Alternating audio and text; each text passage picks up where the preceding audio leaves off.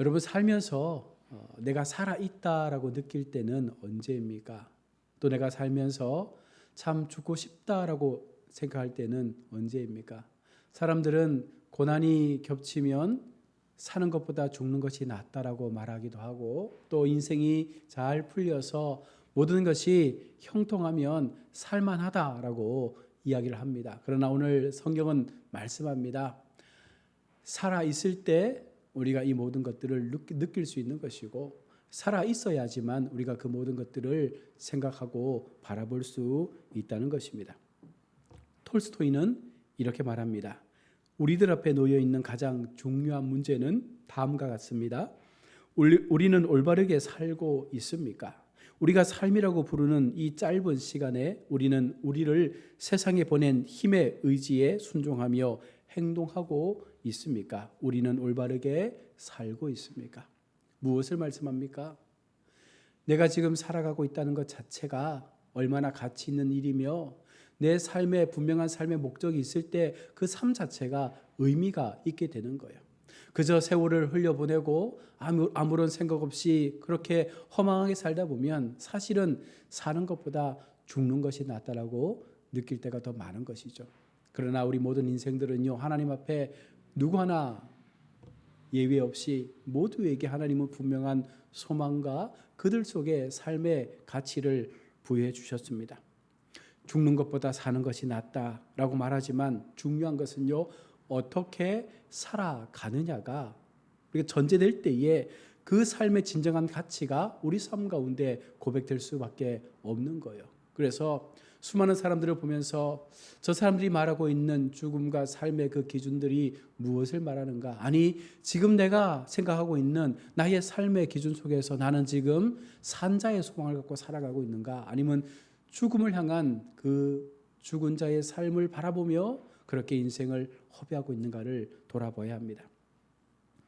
외모는 비록 개와 같이 비천해 보여도 여러분, 살아있는 자는 소망이 있다라는 말을 합니다. 여러분, 살아있기 때문에 무언가 할 수 있다라는 소망이 그들 속에 있다는 것입니다. 사는 것이 죽는 것보다 낫다는 의미죠. 죽어서 저승에서 헤매는 것보다 이승에서 그냥 아무런 어떤 그런 누리는 것 없이 살아도 이승이 낫다라는 옛 격언들도 있습니다. 우리가 인생을 어떻게 바라보고 허락된 삶의 시간을 어떻게 사용하는지가 중요한 거예요. 내게 주어진 삶의 그 모든 순간들을 하나님께서 나에게 어떻게 살라고 주신 것인지, 그 삶의 시간 속에서 내가 어떤 마음을 가지고 하나님 앞에 이 시간들을 살아내야 하는지, 어떻게 사는 것이 진짜 산자의 유익인지를 우리가 돌아봐야 하는 것이죠. 해 아래 사는 삶은 의인과 악인, 선인과 깨끗한 자, 그리고 그렇지 못한 사람으로 사람 구분 없이 모두가 결국은 죽기 마련입니다. 우리가 죽음에 대하여 생각하지 않아도 어느 순간 우리는 그 죽음을 맞이하게 된다는 거예요. 이것은 아무도 벗어날 수 없는 지금까지 대대로 허락되어진 하나의 철칙과도 같은 것입니다. 아담 아래의 모든 사람들은요, 한 명도 빠짐없이 모두가 다 죽었습니다. 비록 오래 산 사람이 있고 또 일찍 죽은 사람이 있을지라도 여러분, 죽지 않은 사람은 단 한 사람도 없다는 거예요. 저나 여러분들도 어느 순간 우리의 생명 연수가 끝날 때가 되면 우리는 반드시 그 죽음을 맞이하게 됩니다. 여러분, 이것이 인생의 유상이라는 거예요. 우리의 힘으로 할 수 없다는 것이죠. 어느 순간 그 마지막 때를 우리는 맞이하게 됩니다. 그래서 혹자는 말합니다. 죽은 자보다 산 자가 낫다. 그러니 죽은 자를 부러워하지 말라. 죽기를 사모하지 말라. 인생을 우리가 살아가면서 많은 사람들을 만나게 되잖아요. 많은 사람들의 그 입에서 나오는 말들 가운데 차라리 죽는 게 낫겠다, 참 죽고 싶다, 이런 고백을 하는 분들도 분명 있습니다. 그러나 여러분, 그 고백은 어쩌면 살고 싶다라는 어쩌면 반어적인 표현이 아닐까 싶어요. 누가 죽고 싶겠습니까? 누가 이 땅에서의 삶을 마치고 싶겠습니까? 정말 괴롭고 힘들고 겹겹이 쌓여있는 고난이 닥치면 사실 죽음의 마음도 갖겠지만, 그러나 보편적으로 모든 사람들은요, 살기를 소망합니다. 그런데 우리는요, 때때로 죽은 자 때문에 산 자가 고통당할 때가 있음을 간혹 보게 되거든요. 우리 동양권은, 이 아시아권은 제사 문화가 많이 보편화되어 있습니다. 그래서 죽은 자 때문에 산 자가 고생하는 거예요. 죽은 자를 위해서 정성을 다해 음식을 준비하고 열심히 시간을 들임에도 불구하고 산 자에게는 그렇게 하지 못할 때가 많다는 거예요. 왜 죽고 난 다음에 그렇게 정성을 들입니까? 왜 죽고 난 다음에 그렇게 미련을 가집니까? 살아있을 때 조금 더 잘하면 좋을 텐데, 살아있을 때 조금 더 따뜻하게 말해주면 좋을 텐데, 왜 죽고 난 다음에 그렇게 제사를 통해서 그 기리는 마음들을 그렇게 표현하는지 모르겠습니다. 어쩌면 참 아이러니한 삶이죠. 살아있을 때의 그 가치를 우리가 너무나 소홀히 생각하기 때문에 죽고 난 다음에 그것이 귀한 것으로 알아서 그 죽은 자의 삶을 기리는 어리석은 모습들을 보여주는 것입니다. 우리는 살아있는 시간에 살아있는 사람들에게 더 잘해야 합니다. 죽은 자를 위해서 할 것은 아무것도 없어요. 아무리 진수성찬을 차려놓고 그들에게 제사해도 그들은 그것을 먹지도 보지도 만지지도 못합니다. 오히려 살아있는 자에게, 내 주변에 있는 사람들에게 그렇게 베푸는 것이 훨씬 더 우리 인생을 값지게 살아가는 것입니다. 다윗을 보십시오. 사무엘하 12장 15절 이하에서 말씀합니다. 이르되 아이가 살아있을 때에 내가 금식하고 운 것은 혹시 여호와께서 나를 불쌍히 여기사 아이를 살려주실는지 누가 할까 생각함이거니와 지금은 죽었으니 내가 어찌 금식하랴. 내가 다시 돌아오게 할 수 있느냐. 나는 그에게로 가려니와 그는 내게로 돌아오지 아니하리라 하니라. 다윗은 분명히 알고 있었습니다. 죽음을 맞이한 자에게는 어떠한 소망도 있을 수 없다는 것입니다. 죽은 자는 더 이상 우리에게로 올 수 없다는 사실을 알고 있었습니다. 삶과 죽음을 주관하신 하나님께서 그를 생명의 연수를 마치고 죽음으로 인도했다면 더 이상 인간으로서는 할 수 없다는 것을 알았기 때문에 살아있을 동안, 그 아이가 생명을 보자고 있을 동안은 금식하며 하나님 앞에 살려달라고 기도했지만, 그 아이가 죽고 난 다음에는 금식을 풀고 음식을 먹으며 다시 한번 하나님 앞에 그가 어떻게 살아가야 될지에 대하여 기도하며 그 죽음의 자리에서 일어나게 되는 것이죠. 성도가 떠난 다음에 여러분, 그 성도 참 좋았는데라고 여러분 아쉬워하지 마십시오. 지금 있는 성도들에게 잘 하십시오. 지금 내 주변에 머물러 있는 성도들에게 더 잘 하시기를 바랍니다. 죽고 나면 아무런 의미 없어요. 살아있는 동안에 여러분, 우리의 삶을 포기하면 안 됩니다. 최선을 다해서 내게 주어진 시간들을 정말 후회 없이 아낌없이 내게 주신 소망 따라 믿음으로 살아갈 그 은혜를 바라보며 우리는 살아가야 합니다. 왜입니까? 산 자에게는 하나님 주신 소망이 분명하게 있기 때문입니다. 어떤 소망입니까? 상 받을 소망이죠. 우리를 위하여 예비하신 하늘의 상급이 우리 가운데 있음을 우리가 믿으며 최선을 다해서 이 땅에서의 삶을 살아갈 때 그 상이 우리 가운데 허락되어짐을 성경은 분명히 말씀합니다. 이 소망을 잃어버릴 때 우리는 삶의 희망도 잃어버리게 되는 거예요. 왜 세상 사람들이 막 살까요? 이 소망을 잃어버렸기 때문에 그런 거예요. 왜 세상 사람들이 그냥 아무렇게나 흥청망청 살아갑니까? 바로 하나님께서 약속하신 이 하늘의 상급에 대한 소망을 잃어버렸기 때문에 그들은 그냥 사는 거예요. 어차피 가지고 있어봤자 쓰지도 못할 것 다 쓰고 죽자라는 그런 마음으로 살다 보니 인생의 가치가 허무해질 수밖에 없는 것입니다. 여러분, 만약 노무현 전 대통령이나 유명했던 최진실 씨나 다양한 연예인들, 유명한 사람들이 만약 지금도 살아있다라면 아마 그들은요, 많은 영향력들을 사람들에게 보여주었을 것입니다. 그러나 지금은요, 서서히 우리의 기억 속에서 사라져가고 있습니다. 가장 무서운 것은요, 바로 잊혀지는 거예요. 산 자들은 죽은 줄을 알되 죽은 자들은 아무것도 모르며 그들이 다시는 상을 받지 못하는 것은 그들의 이름이 잊어버린 바 됨이니라. 죽고 나면 잊혀집니다. 시간이 걸릴 뿐이지 어느 순간 우리의 기억 속에서 사라지게 되는 것입니다. 사람의 가장 무서운 적은요, 외부가 아니라 내부에 있습니다. 내부 적이 무엇입니까? 바로 우리를 절망으로 이끄는 절망의 마음이죠. 나는 더 이상 안 된다, 더 이상 희망이 없다라고 생각하게끔 만드는 그 내부의 적이 우리로 살 소망을 잃어버리게 만드는 거예요.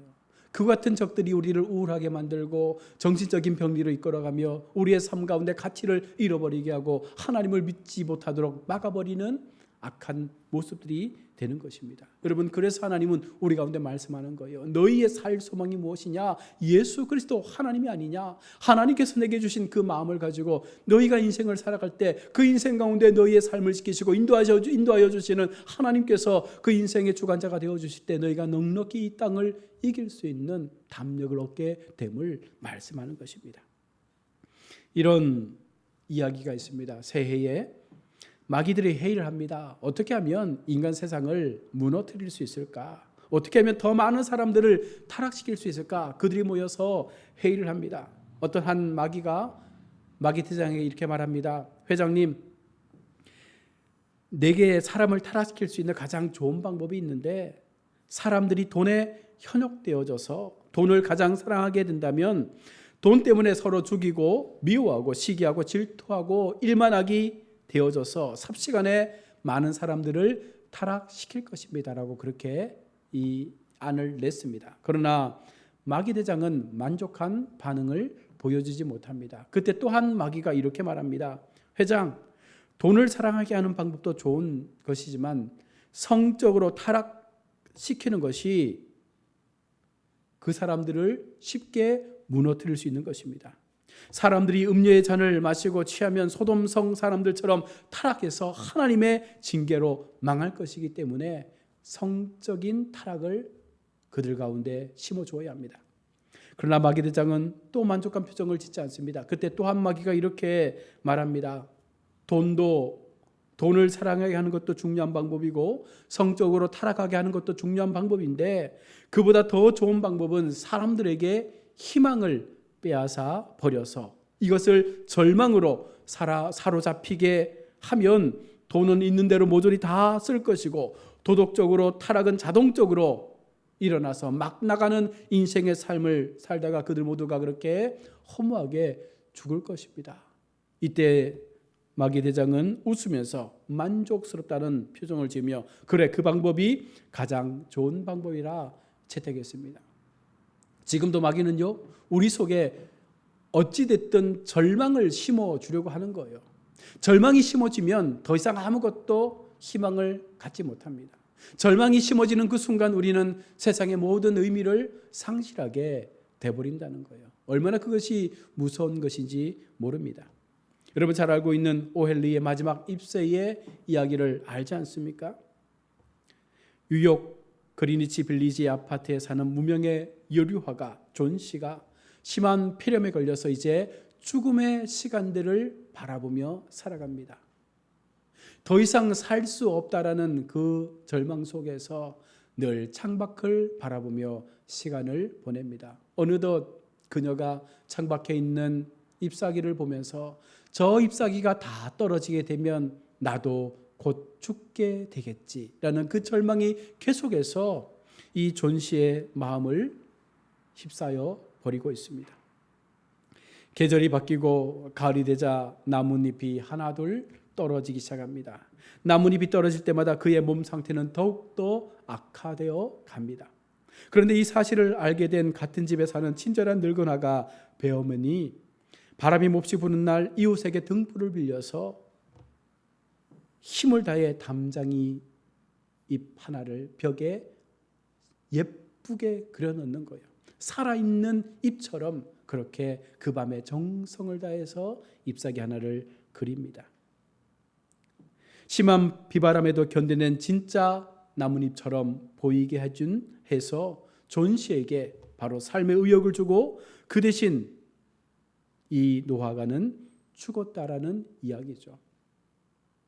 절망이 임하면 그것이 나를 죽음으로 내몰지만 어느 순간 그 상황 가운데 희망이라는 작은 불씨가 짚어질 때 그 절망이 어느 순간 생명의 삶으로 변화되어지는 모습이 우리의 마음속에는 늘 존재하게 되는 것입니다. 여러분, 희망은요, 사람을 살게 하는 거예요.